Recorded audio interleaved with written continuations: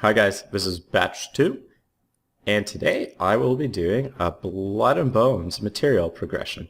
Oh, actually, let me just let me turn it to dawn. Alright, so I am here in creative mode, and what I've done is I've set up chests that contain picks at particular mining levels, both first level of that pick plus the boosted level, and behind those picks are the materials that the boosted pick will allow you to mine. So in Blood and Bones there are a total of about, well, I'd say 10 or 11 tiers of tools. Technically there's 11 and maybe even 12 in the configs, but for most part you'll probably just think of it as 10 levels, because those are the 10 levels that will actually affect what you do in game and what you're able to mine. Alright, so let's begin. Most of you know that the first level involves making a flint pickaxe out of wood and gravel. I believe you can also use bone instead of wood, though I don't really think there's a huge advantage to doing that, so I wouldn't bother. And now with that flint pickaxe, this level is a little special in that you don't actually need to boost the flint pickaxe to be able to mine things at this level, so that's copper or zinc.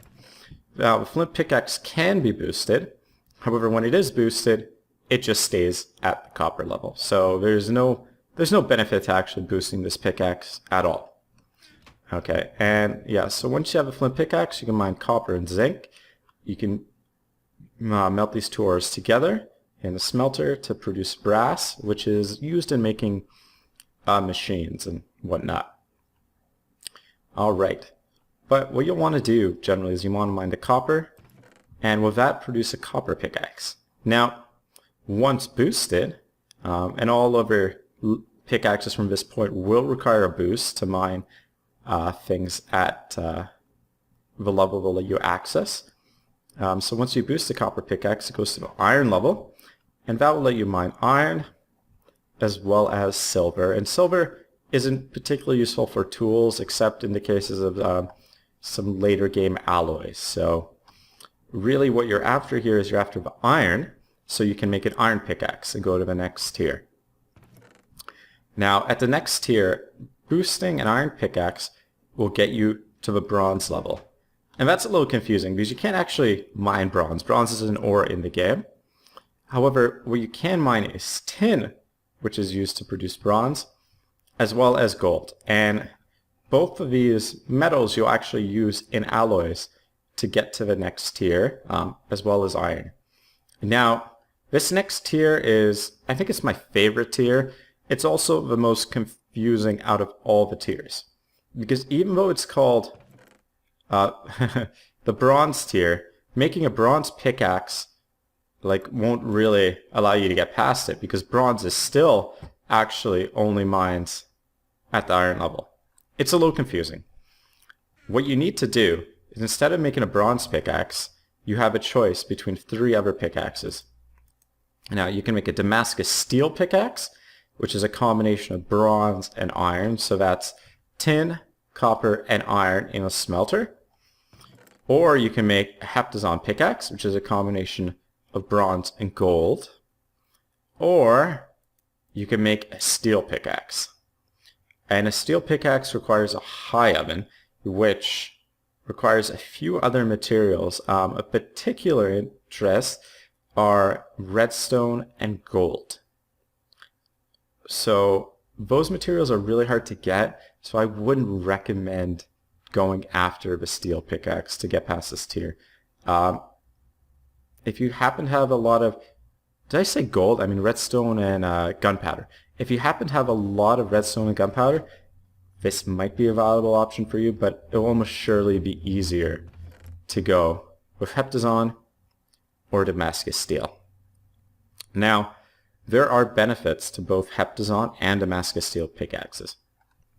Damascus steel has far higher durability than Heptazon. Heptazon is a pretty weak metal. So in general, most people probably go the Damascus steel route at first. Now that being said, Heptazon is a lot faster. So the mining speed of Heptazon is 10, while that of Damascus steel is 8.5. 5. So Heptazon picks are really great if you have the materials to repair them constantly, or if you're able to boost them and put to level them up and put a repair modifier on them. So one good way of doing this is finding maybe some kind of dungeon that contains mossy stone and getting some moss from it and upgrading a Heptazon pick. You don't need to first actually level up the Heptazon pick to upgrade it, because you can make a paper binding on the pick. So if I have that option, if I have the moss, if I have the paper, I will definitely go the Heptazon route. Otherwise, I just go the Damascus route, and Damascus picks are still pretty good. Alright, now this is a pretty cool mining tier, because once you boost any of these picks, you can start mining diamonds and nether ores. Now, these ores include just basic diamond ore, shadow iron, and lemurite, which are actually necessary to make shadow steel, which is the next level pick, as well as nether pig iron ore, which might actually be removed in a future version. So if this doesn't exist when you're watching this, just disregard what I'm saying. But basically, nether pig iron ore gives you steel when you smelt it down in the smelter, so it's just a better way of getting more steel. But I don't know how long this is going to stay in the pack. Alright, so you go to the Nether with your boosted pickaxe, you get shadow iron with lemurite. And that gives you a shadow steel pickaxe. And this is another really cool tier to get, because it gives you access, I should say it unlocks, a whole bunch of different ores, like more ores than any other pickaxe, and they're all these kind of cool nether ores. So you'll get access to ardite, which makes for excellent tool rods on pickaxes because it has stone bound on it. You'll get access to cerulclase, which I believe is actually necessary for the next tier of pickaxe. You'll get access to ignatius, aldorite, which is used to make an alloy from itself and cerulclase, as well as medasium, roxaries, and carmot.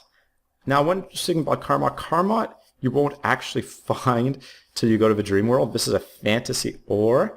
It just happens to have a very low mining level, so that's why it's placed with these. You won't see this till later in the game. But anyways, it's not necessarily a progression, so just worry about it once you find it in the dream world. It's mostly used for certain recipes. Alright, so you're finally mining your nether ores, and you got your cerulclase and your aldorite. And what you're going to do with these is you're going to melt them in a smelter, and you're going to make yourself an enolishite pickaxe. And once this is boosted, it goes from the shadow steel level to the sanguinate level. And what this will do is it will allow you to mine cobalt ore, in which you will combine with ardite for the next level of pickaxe, as well as calendrite, sanguinite, and vulcanite. And these two guys here are mostly used in machines and various other things. I really like these kind of nether fantasy ores. They got these like cool effects to them. These cool particle effects. Makes them a little easier to find. Anyways, so you're in the nether and you finally got cobalt. You got a bit of ardite, and you're going to mix those together, and with that, you're going to make your Manulian pickaxe. And this is the pickaxe you are going to have to make if you wish to start mining fantasy metals. Now, to get the fantasy metals, you're going to have to go to the dream world, and you're going to have to figure out how to get one of these pickaxes into the dream world, which I'm not going to give away in this video at the moment. You can do some further research on that, but I'm sure if you're probably watching this video, you probably have an idea how to do that. Alright, but anyways, you get your Manulian pickaxe. And once boosted and into the dream world, this will allow you to mine a few different things. You'll be able to mine infuscolium, promethium, and deep iron. And what you're really after to progress here is the deep iron and the infuscolium ore. And when you combine these together, this will allow you to make a black steel pickaxe. Alright, and this pickaxe, once boosted, goes to the black steel level. Uh-oh. Running out of daylight. Alright, and that goes to black steel level, which will allow you to mine astral silver, rubricium, mithril, and oral clays.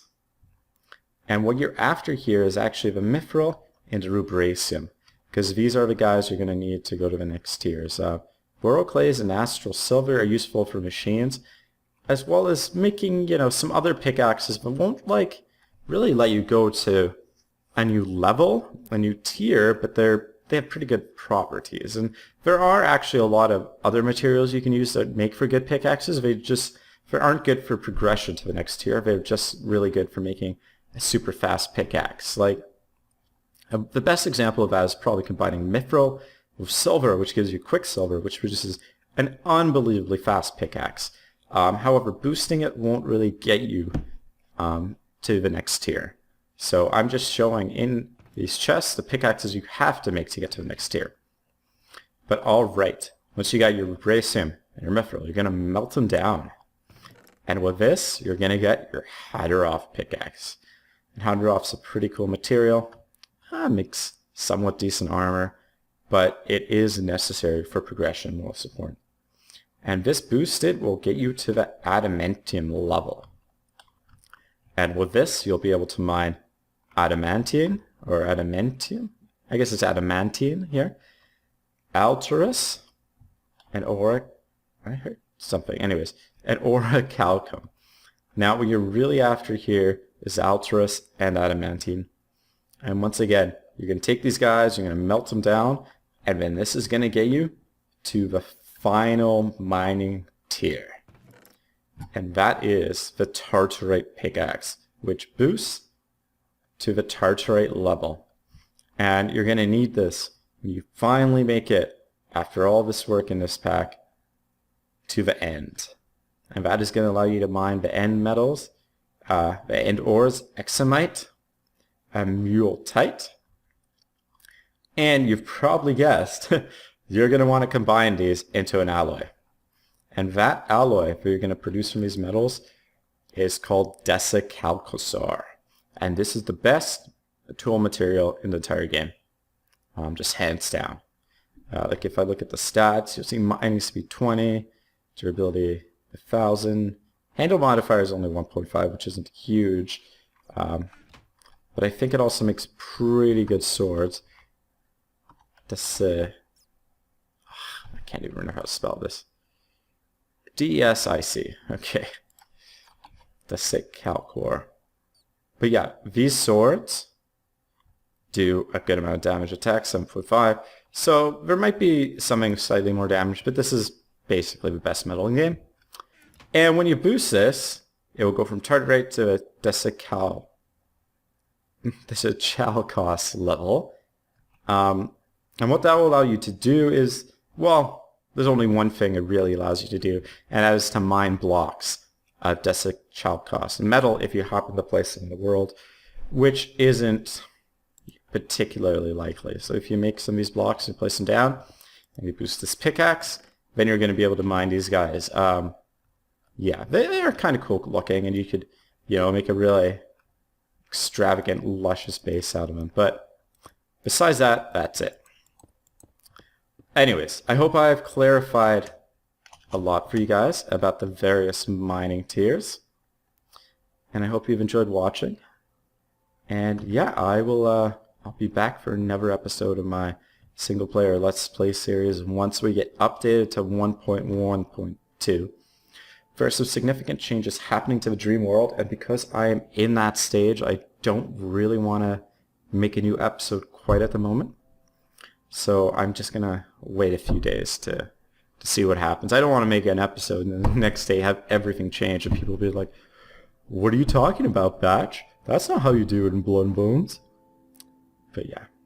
Anyways, I will be back soon. Thanks for watching, guys. I'll see you later.